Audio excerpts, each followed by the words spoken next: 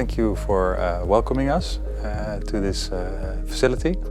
We are with a delegation of 25 Dutch companies to Poland. The mission has two sectors. We're focusing on manufacturing as well as sustainable mobility. We believe in collaboration, and that collaboration means that you talk to each other, you exchange knowledge about the sector, also about the state of technology, about market opportunities, and you try to look for win-win situations between Poland and the Netherlands. Today I visit Ekoenergetyka in Poland. They have a large variety of their products, all DC fast chargers, and that is what European market needs, of course, by the AFIR regulation. But I'm standing also in a thing I would like to share with you. It's an electromagnetic chamber. So for the average consumer, it's how fast can I charge? But business to business wants to know, is there any radiation coming off? I was really impressed.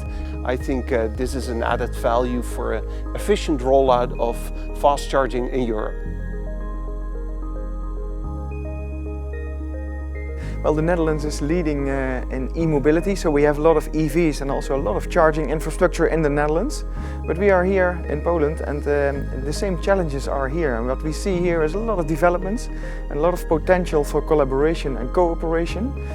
We have knowledge, but also in Poland there is a lot of knowledge available, also here at your facilities. So it's really good to work together on this topic of e-mobility because we have a lot of work to do. It's very important that we can use such a devices or such a buildings or such a laboratories like acoustic chamber, magnetic chamber.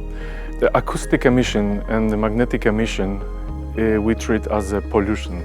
So we want to be environmental friendly.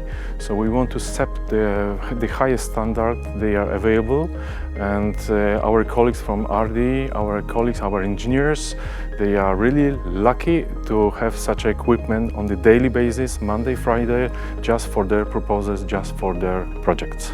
Thanks to that, we are able to fulfill very high standards, and moreover, we are able to set the benchmark on the market in this aspect.